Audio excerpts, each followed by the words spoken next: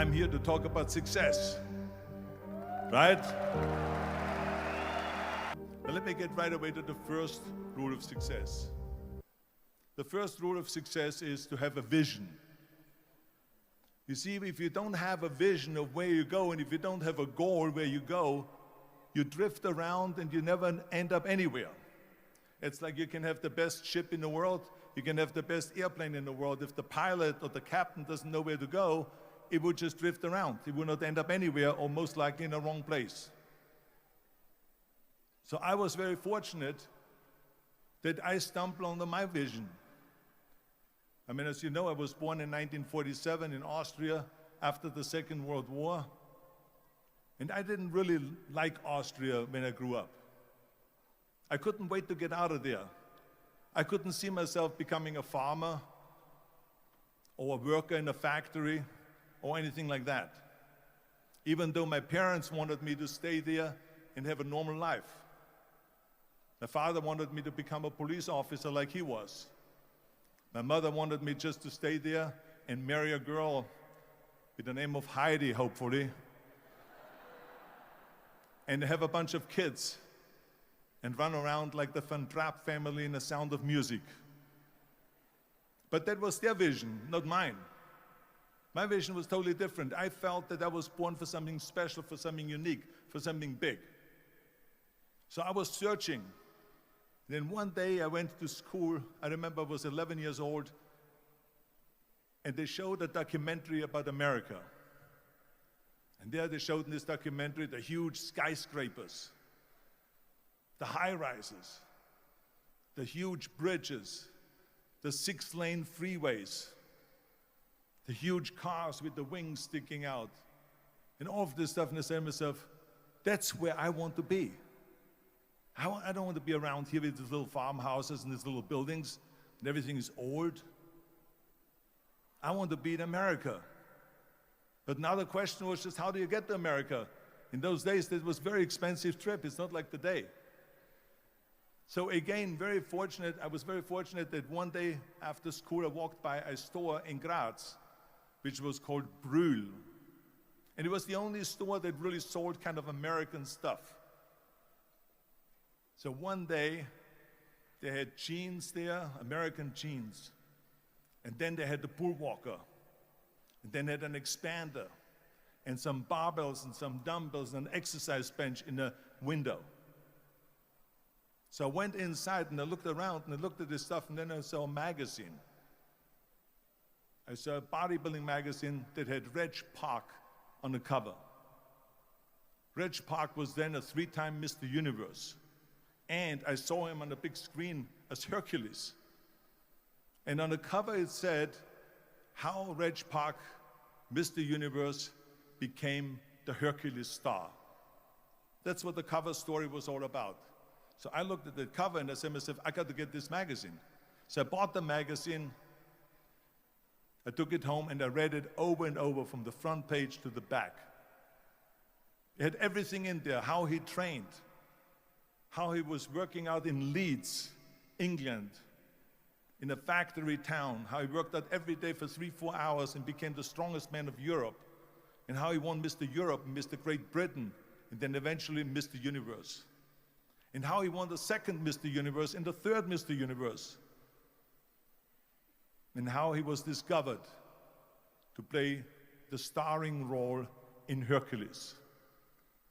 I read that and I said to myself, wow, this is the blueprint for my life. This is exactly what I want to do. I want to become a bodybuilding champion just like Reg Park. I want to get into movies just like Reg Park. And I want to make millions of dollars and be rich and famous just like Reg Park.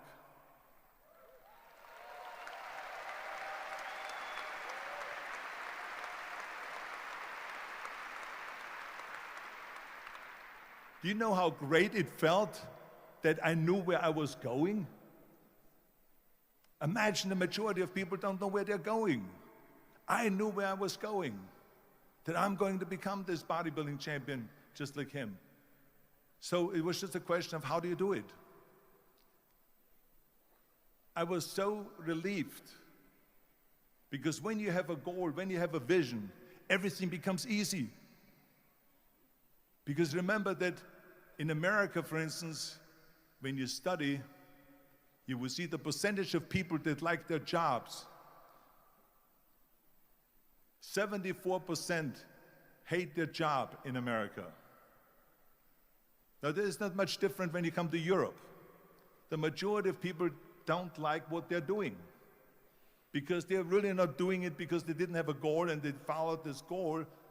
They just aimlessly drift around, and then all of a sudden there's a job opening, so they get that job because you have to work.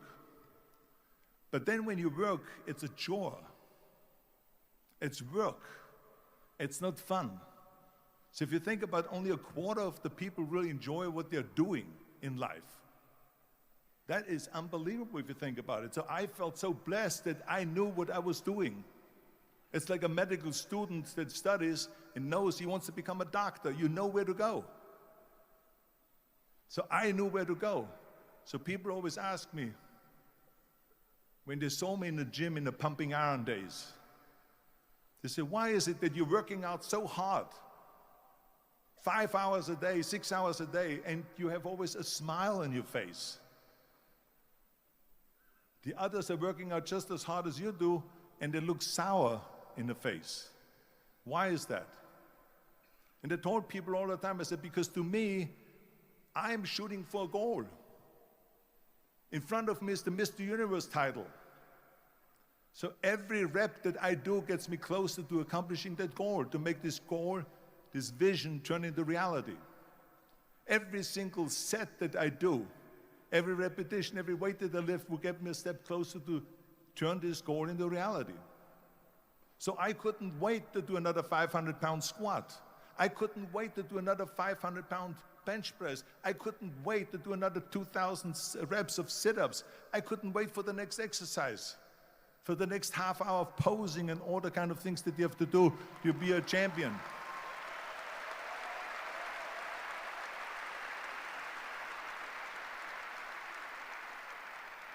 I felt so great knowing where I was going, and I tell you, it worked. I mean, think about it. And I was just not visualizing just my exercise, but I was really lifting the trophy over my head.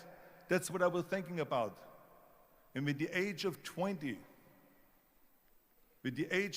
I went to London and I won the Mr. Universe contest as the youngest Mr. Universe ever. And it was because I had a goal.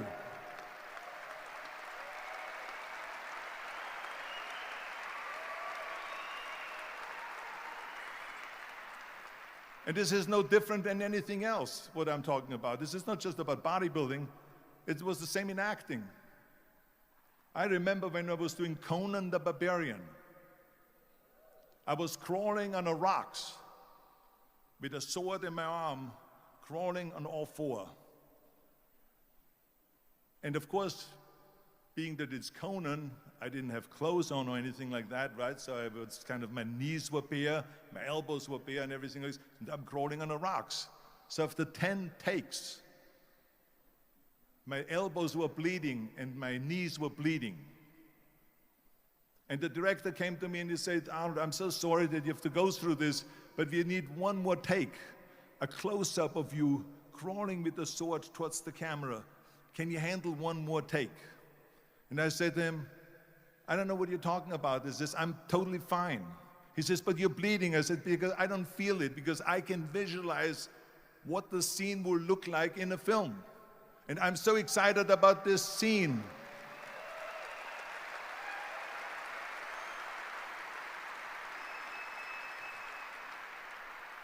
I was visualizing crawling up behind Thulsa Doom, which was played by James Earl Jones.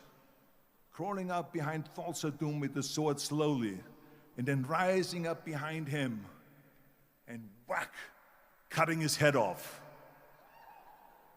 And the head spins in the air, slowly with blood all over the place, and slowly falls down the steps and rolls down the steps.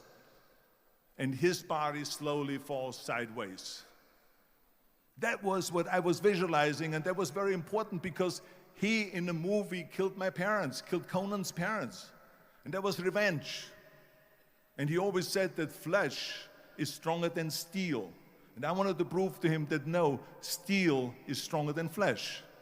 And so I had this in my mind. And so this is why it didn't matter if I had to do another 50 takes or 100 takes, no matter how much I bleed on my elbows or my knees. I saw that vision of the perfect scene, and it was an important scene, and I would do it over and over again until we got it.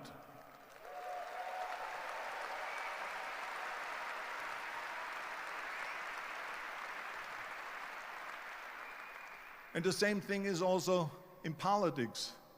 I remember that in politics, I had a very clear vision that I will be the leader of California. That's as far as I could go because I was not born in America, so I could not run for president. So being the governor of the fifth largest state, I should say the largest state, the fifth largest economy in the world, was for me really the ultimate title, the ultimate accomplishment in politics. So even though people came up to me and says, why don't you go and run for something smaller, you're never gonna make it. I ran for governor, and then 2 months later, I became governor of the state of California. Again, because I had a very clear vision what I'm gonna do with California. So let me tell you something, visualizing your goal and going after it makes it fun. You got to have a purpose no matter what you do in life. You got to have a purpose. So that's rule number one, have a vision. Rule number two is, don't listen to the naysayers. Don't listen to the naysayers.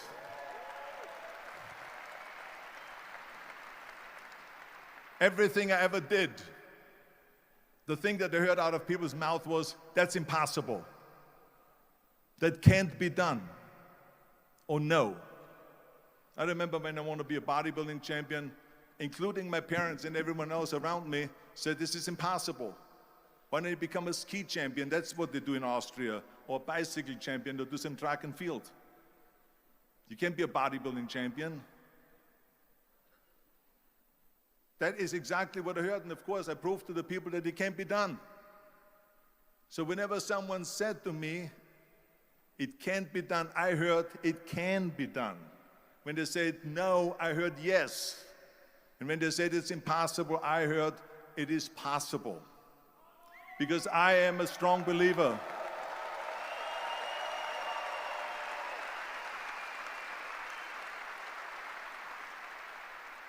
I'm a strong believer of what Nelson Mandela said, that everything is always impossible until someone does it. Well, I'm going to be the one, I said to myself, I'm going to do it and I'm going to show it to them. Maybe it has never been done before. That's perfectly fine with me. But I'm going to do it. And I did not listen to the naysayers.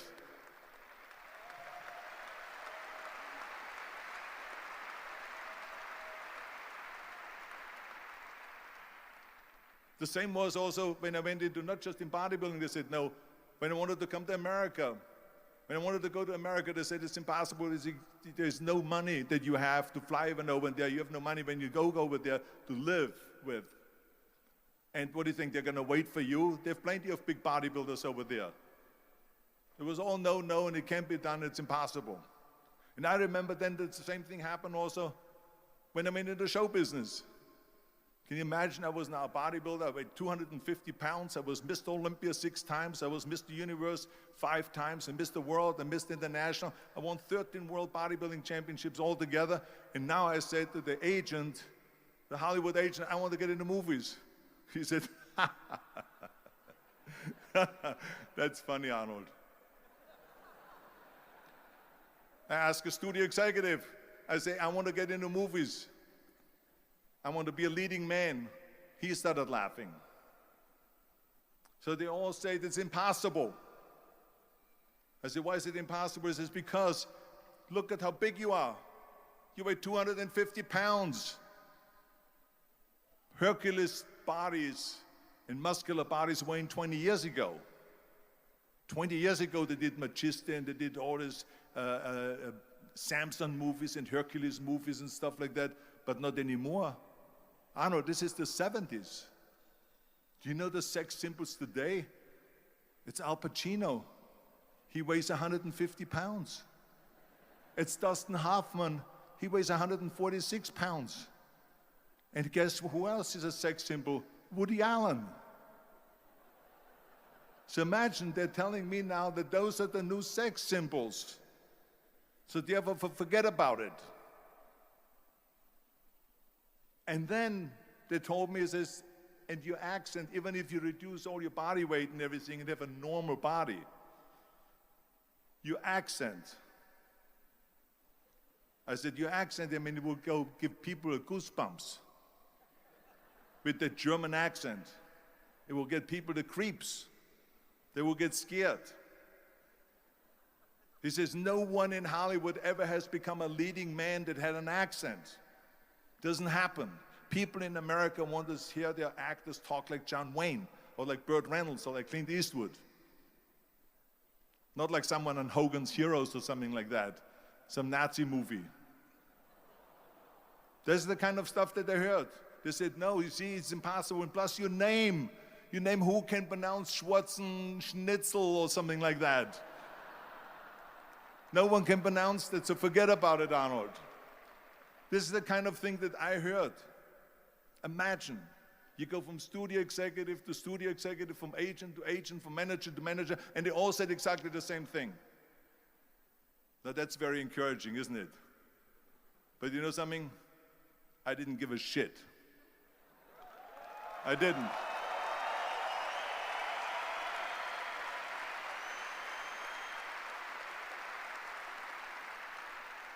Because I believed that I can be a leading man.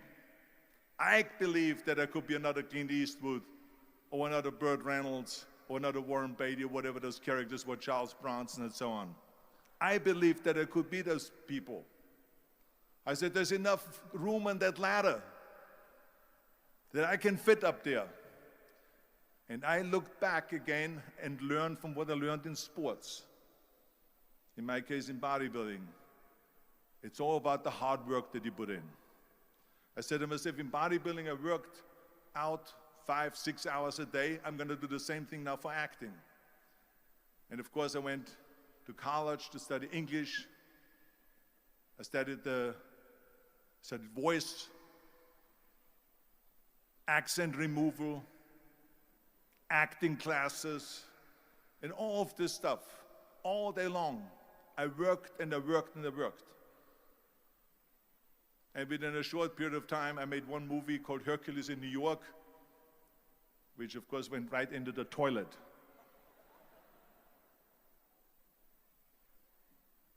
But it didn't discourage me. I still had the same vision. And then all of a sudden I did Streets of San Francisco. I did Stay Hungry and Pumping Iron and The Villain. And then all of a sudden I was asked by Dino De Laurentiis and by Universal Studio, the biggest studio, to star in Conan the Barbarian. And after I did Conan the Barbarian, the director at the press conference said to the press, the director was John Milius. He said to the press, if we wouldn't have had Arnold, we would have had to build one. So think about that.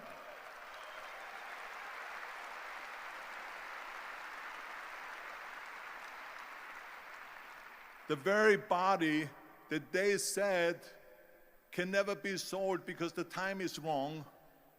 A few years later, I'm doing Conan the Barbarian, and it was the #1 hit at the box office when it came out in the summer of '82. Think about that. And the director says, if we wouldn't have had his body, we would have had to build one. So all of a sudden, my body became an asset, not a liability. And the same thing was with Terminator. After we were finished filming Terminator, Jim Cameron said to the press, if Arnold wouldn't have had that accent and talked like a machine, I think the movie wouldn't have worked. So think about that. The body and the accent that they attacked was an asset.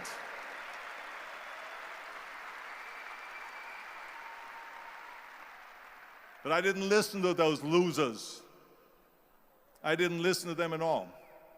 Because that's exactly the way it was in politics again when everyone said no, no, no, and it can't be done, and then became governor of California. And this is with everything like that. This is just the reality of it, is that you cannot listen to the naysayers. So this is a very important lesson for all of you. So when someone says, no, this is a stupid idea, you in your mind, you don't have to say it, but in your mind just say to yourself, fuck you, you're an asshole. What do you know?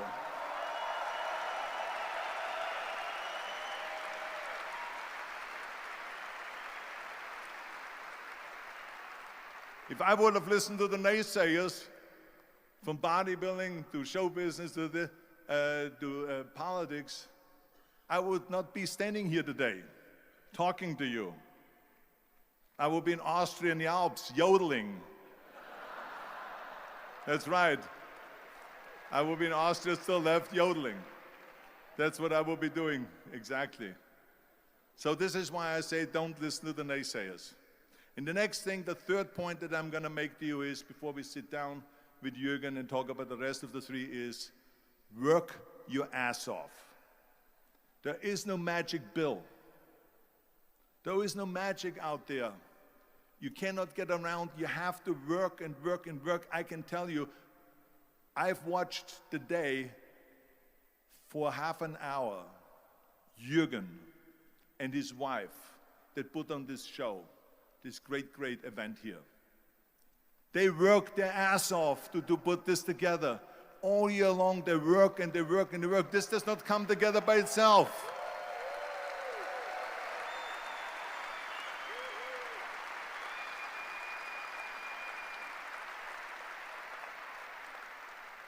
For half an hour, they were running around and making phone calls and doing this and that and talking to their aides and make sure this is happening, make sure there's the water out there.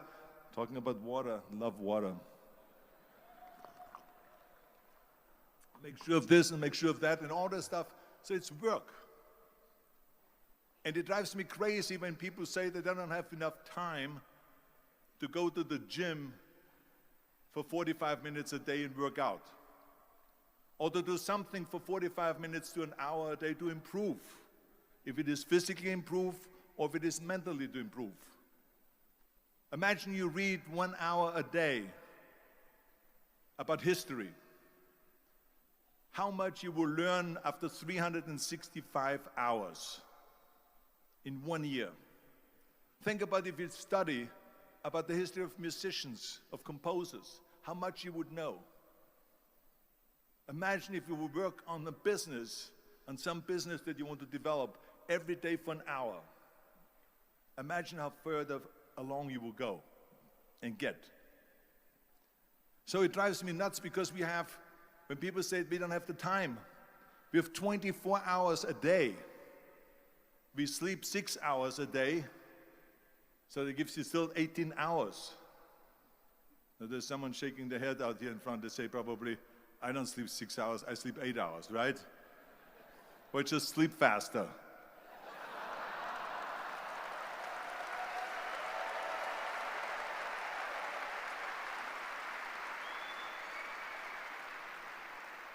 So we have 18 hours a day. The average person works around 8 to 10 hours. So let's assume it's 10 hours, so we have 8 hours left. Then you travel around an hour a day, maybe 2 hours a day. So now you have still 6 hours left. So what do you do with these 6 hours? What do you do with these 6 hours? Then we eat a little bit, then we schmooze a little bit,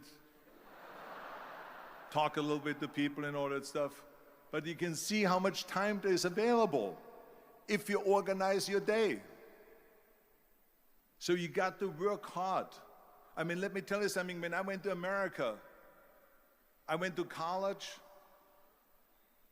I went and worked out 5 hours a day. And I was working on construction. Because in those days in bodybuilding, there was no money. I didn't have the money for food supplements or anything. So I had to go to work. So I worked on construction. I went to college. I worked out in the gym. And at night, from 8 o'clock at night to 12 midnight, I went to acting class 4 times a week. So I did all of that. There was not one single minute that I wasted. And this is why I'm standing here today.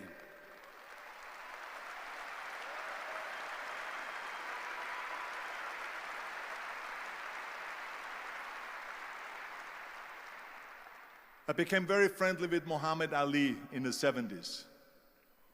And Muhammad Ali worked his butt off. And I saw it firsthand. And I remember that there was a sports writer that was there in the gym when he was working out and he was doing sit-ups. And they asked him, how many sit-ups do you do? And he said, I don't start counting until it hurts. Now think about that. He doesn't start counting his sit-ups until he feels pain. That's when he starts counting. That is working hard. And so you can't get around the hard work. It doesn't matter who it is. As a matter of fact, I believe what Ted Turner said, work like hell and advertise.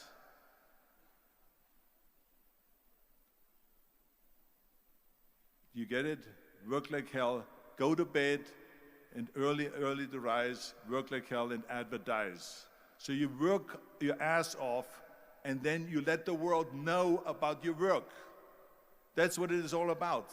Let people know if you have a company, if you have a movie, if you do a sports, work your ass off, but then advertise and let everyone know. I hate Plan B.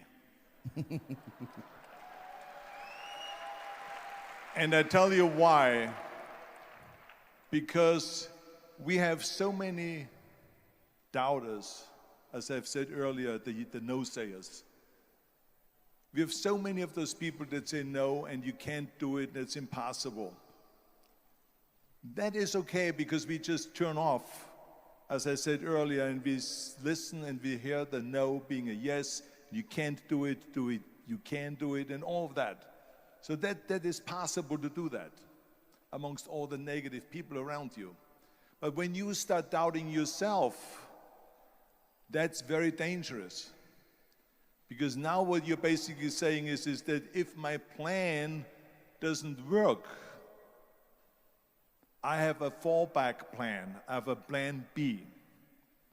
And that means that you start thinking about plan B, and every thought that you put into plan B, you're taking away now that thought and that energy from plan A.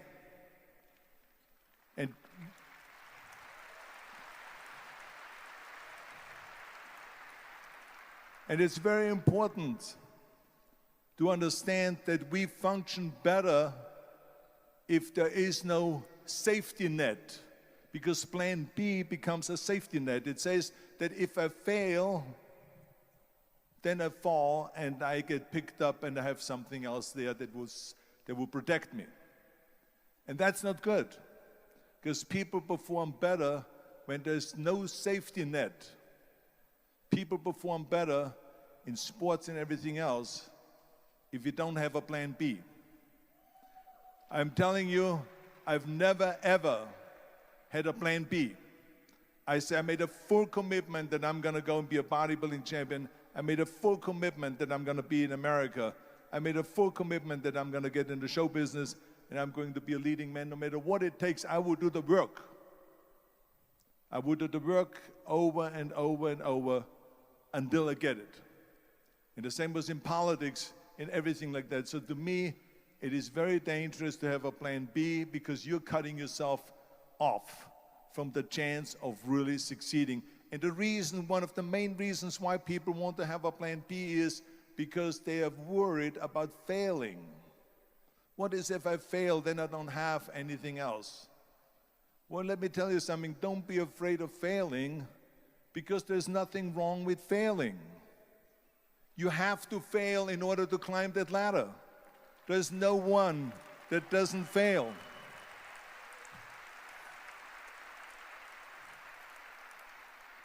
Michael Jordan said in one of his interviews, when they said, "You're unbelievable, you're the greatest basketball player of all times." I mean, tell me about that. And he says, well, you're just mentioning the successes. But he says, for me to become the greatest basketball player, I missed 9,000 shots when I was playing basketball at the NBA games. So during these games that he was so successful, he missed 9,000 shots. Does it make him a failure? No. He's one of the greatest basketball players of all times, but he failed 9,000 times. Do you get it? We all fail. It's okay.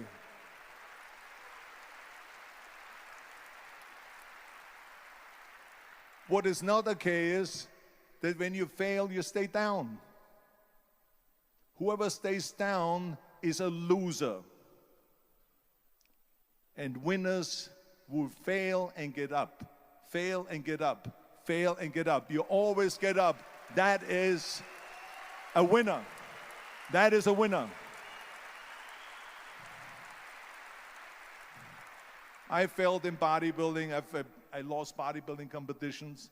I lost powerlifting competitions. I lost weightlifting competitions. I had movies that went in the toilet and that were terrible and got the worst reviews.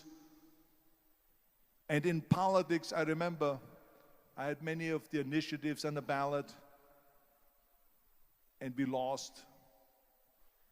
My approval rating in California went down to 28%, and then it went back up again, and I won again the governorship. Hey, we all lose. We all have losses. This is okay, and this is why I say don't be worried about losing, because when you're afraid of losing, then you get frozen. You get stiff, you're not relaxed. You got to be, in order to perform well in anything, if it's in boxing or if it is on your job or with your thinking, is only happening when you relax. So relax. It's okay to fail. Let's just go all out and give it everything that you got. That's what it is all about. So don't be afraid to fail.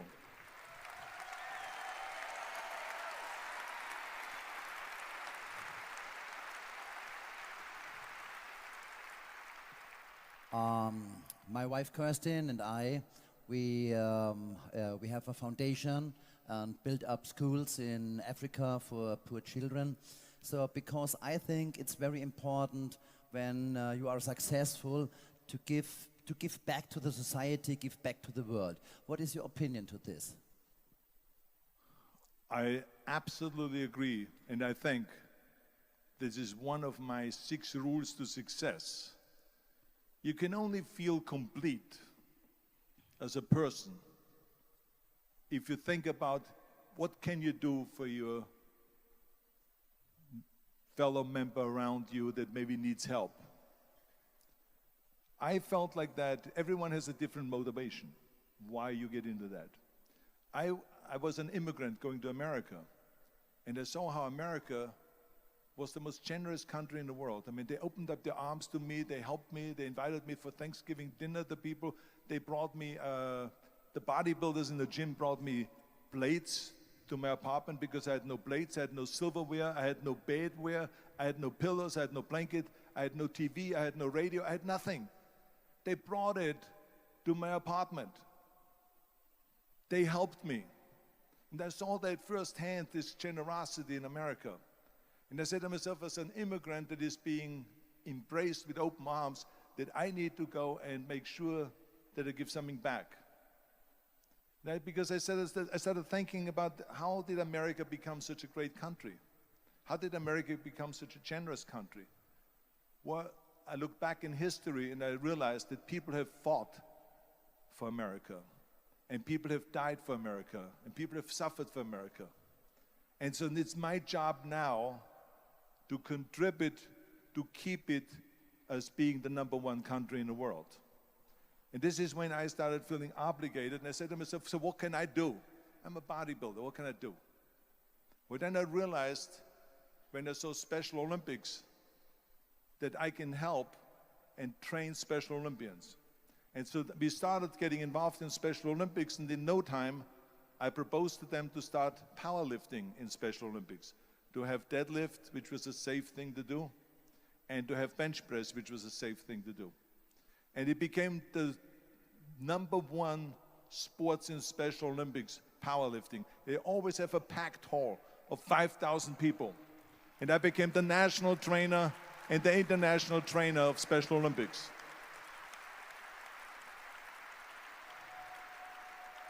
And I tell you, I felt so good.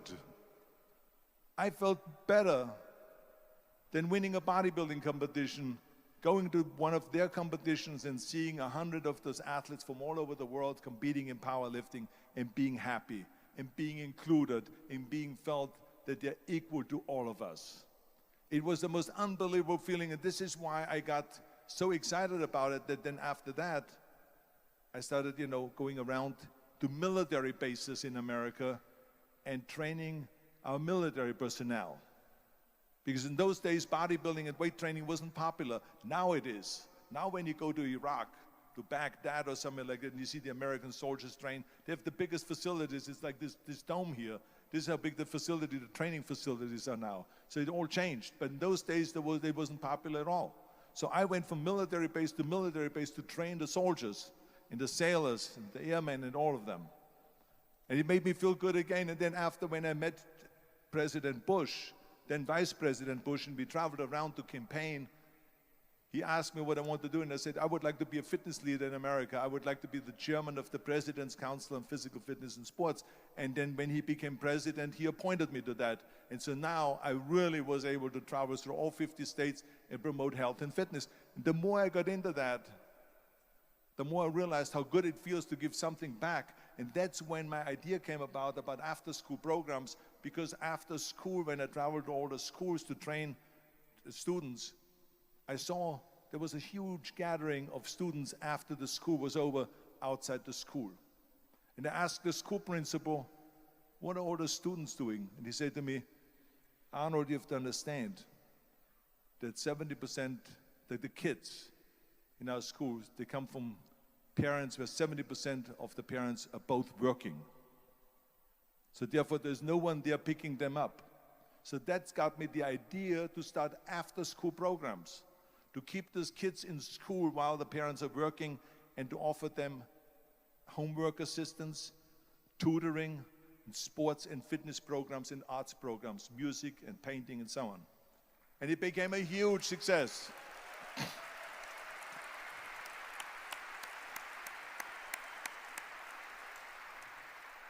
So as you know, it becomes addictive. So it becomes addictive. So then when that became very successful, now we have after-school programs all over the United States. Then, of course, when 2003 happened, where there was a governor's race in California, I said to myself, now is my chance to jump in there and to really give everything. And people said to me, are you crazy to run for governor? When you're governor, he says, you cannot go and make movies anymore. I said, well, duh. I mean, I know that you can't run the state and make movies. Of course not. He says, well, you would lose all these millions of dollars. I mean, you're getting $20, $25, $30 million a movie, you will lose that. I say, I don't care. I say, all the money that I made is because of America. My success is because of America. Everything that I've accomplished is because of America. I say, so for me now to give something back for 7 years and not to make money makes no difference to me. I say, I'm going to do it. And I jumped in the end of the race and did it. And let me tell you something. I'm not poor because those 7 years I didn't get paid. I'm perfectly fine. And it made me feel good that I could give back to America.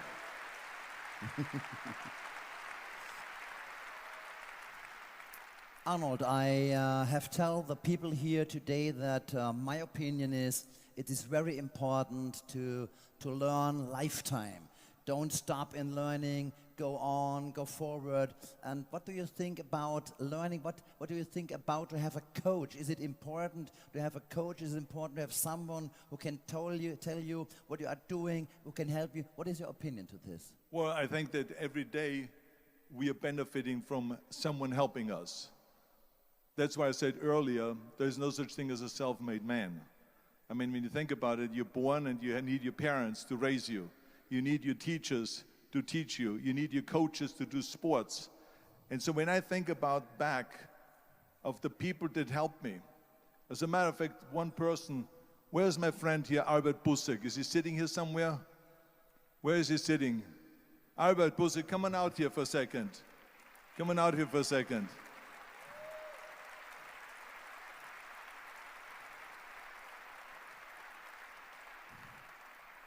The reason why I just wanted him to come out here to the front so you see him is Because without Albert Busek, I would not have had the bodybuilding career. Stay right there, Albert, and look at this way so they can see your face. Exactly.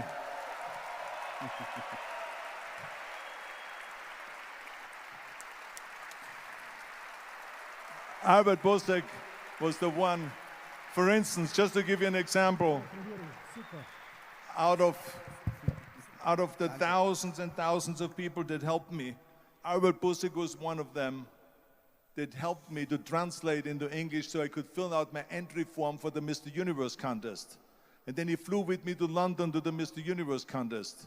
He gave me the opportunity to come to Munich and to be the trainer in a gymnasium on the Schillerstraße 36.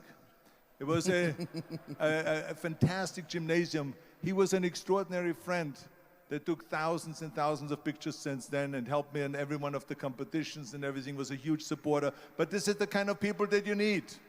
We need help. We need help.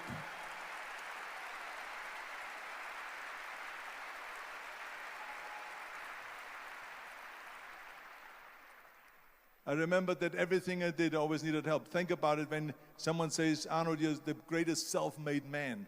I said, you can call me anything you want. You can call me Arnie, you can call me Schwarzi, you can call me Terminator, you can call me Governator, but don't ever call me self-made man. I said, because I did not get to that point by myself. I mean, think about just to be successful in the movies. How are you going to be successful in the movies without having an audience? The only one that makes you successful in the movie is the people that go to see the movie. So how can you say to your self-made man when you need millions and millions and millions of people all over the world to go and see your movie, so people, then the press looks at it and says, this guy has a big box office success. It's the people. It's you.